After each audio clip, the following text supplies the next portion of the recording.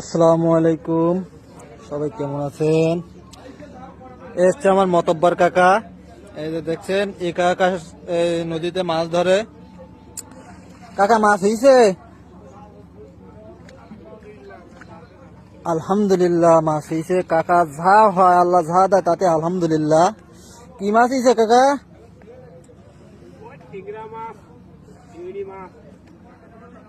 টেংরা মাছ, চিংড়ি মাছ, আলহামদুলিল্লাহ মোটামুটি হয়েছে। হ্যাঁ কাকার নৌকাটার অবস্থা দেখেন, ছোট্ট একটা ভাঙাচুরু নৌকা। এই নৌকার ভিতরে কাকা একা একা মাছ ধরে।